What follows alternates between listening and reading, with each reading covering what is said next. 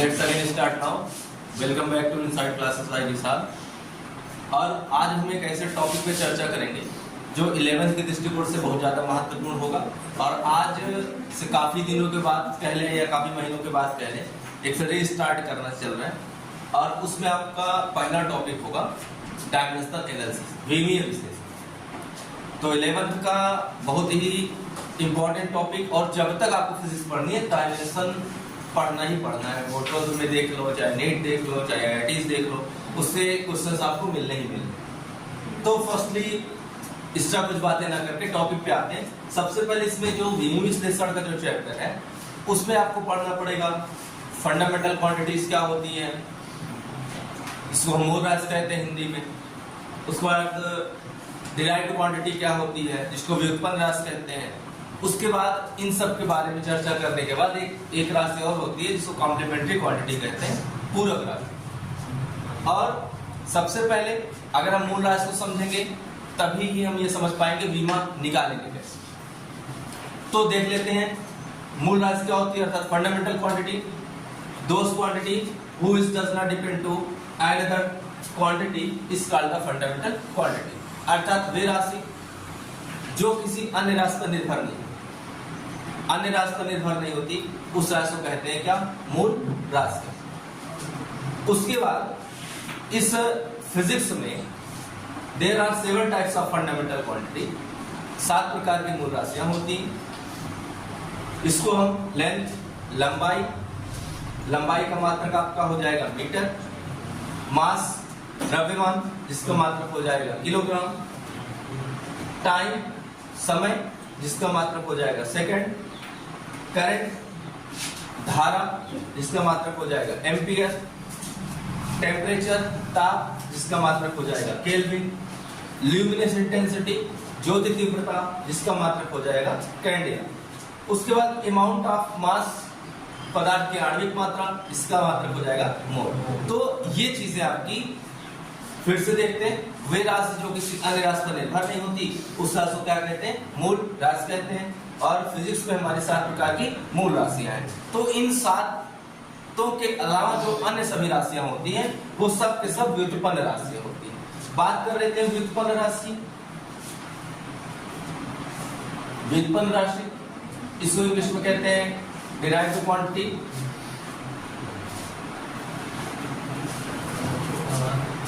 तो derived quantity those quantity which depend on the fundamental quantity, अर्थात वे राशि जो मूल राशियों से मिलकर बनी होती हैं, अर्थात मूल राशि पर निर्भर होती हैं, उन राशियों को क्या कहते हैं, व्युत्पन्न राशि कहते हैं। जैसे इसके भीतर हम ले लेंगे वेग आपका आ गया, फिर त्वरण आ गया, फिर बल आ गया। ये सब इसके अलावा जितने भी चीजें आप पढ़ेंगे वो सब के सब आएंगे किसके अंदर, व्युत्पन्न राशि के अंदर। ठीक बातें कैसे है ये डिपेंड देख लेते हैं। क्योंकि वेग जो होता है इंग्लिश में कहते हैं वेलोसिटी, वेलोसिटी आप लोग जानते होंगे, displacement upon time, displacement upon time. तो डिस्प्लेसमेंट का मतलब होता क्या है कि shortest distance between the 2 points, न्यूनतम दूरी।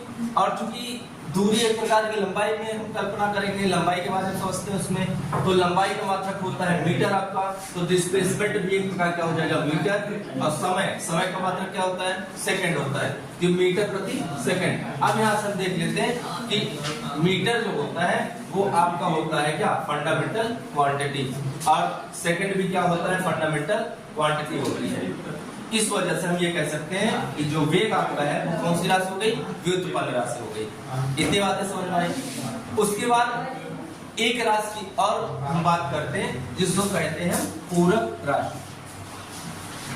पूरक राशि को हम कहते हैं इंग्लिश में, इसको हम पूरक राशि को हम कॉम्प्लीमेंट्री क्वांटिटी कहते हैं, कॉम्प्लीमेंट।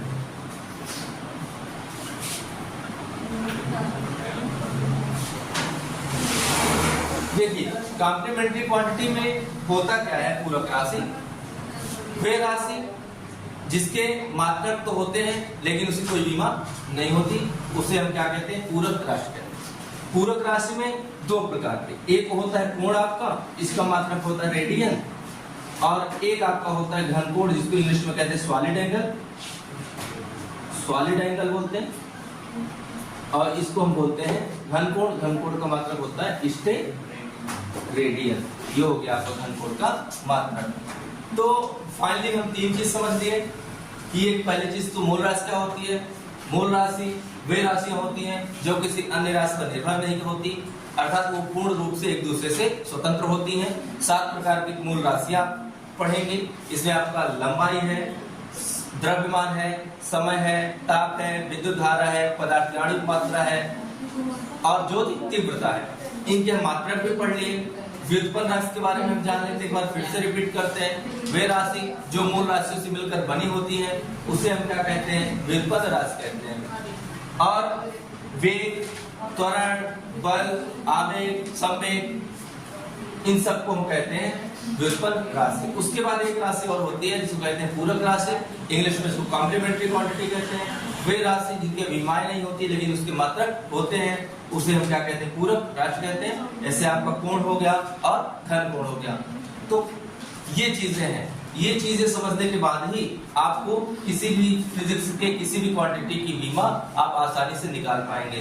बगैर इसको समझे आप कोई भी प्रकार का बीमा आप निकाल नहीं सकते, क्योंकि डायमेंशन जो होते हैं वो सब के सब निकाले जाते हैं फंडामेंटल क्वांटिटी के ही अकॉर्डिंग। दूसरी बात, काफी दिनों के बाद अर्थात फरवरी के बाद ही ये वीडियो बन पा रहा है।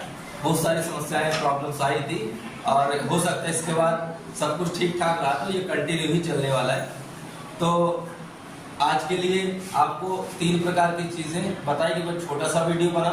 इसके बाद कल के लेक्चर में आप समझेंगे कि बीमा निकालें कैसे, बीमा होती क्या है, उसके बाद इसमें बीमाओं के उपयोग क्या क्या होते हैं, किस किस जगह पर बीमा को हम समझ सकते हैं। तो इसमें बीमा के उपयोग होते हैं। बीमा के उपयोग में आपको ये जानना जरूरी है कि सबसे पहले आंकिक मान मतलब न्यूमेरिकल वैल्यू और यूनिट के बीच का रिलेशन क्या होता है, यूनिट मतलब मात्रक। दूसरा यूज इसका आएगा तो आप पढ़ेंगे उसमें भौतिक राशियों के बीच संबंध कैसे स्थापित किया जाता है। तीसरा, किसी भी समीकरण की सत्यता की जांच हम कैसे करेंगे। तो 3 जगह पर डायमेंशंस के यूज हैं जो कि आपके नेक्स्ट वीडियो में मिलने वाले हैं। उसके बाद थोड़ा सा एक आपको डिटेल फॉर्म में ये बताया जाएगा कि किसी भी क्वांटिटी की हम डायमेंशंस निकालेंगे कैसे, क्योंकि बीमा की आवश्यकता ना हर जगह पड़ेगी, चाहे वो 11th पढ़ लो, चाहे वो 12th पढ़ लो, चाहे किसी प्रकार के कंपटीशन एग्जाम में आपसे निश्चित रूप से क्वेश्चन पूछे जाते हैं। फिर उसके बाद हम चर्चा करेंगे डीमेरिट्स ऑफ डायमेंशंस, अर्थात डीमेरिट के दोष क्या होते हैं, किस किस जगह पर हम इसको अप्लाई नहीं कर सकते। तो पढ़ते रहिए एकदम अच्छे से और एंजॉय कीजिए।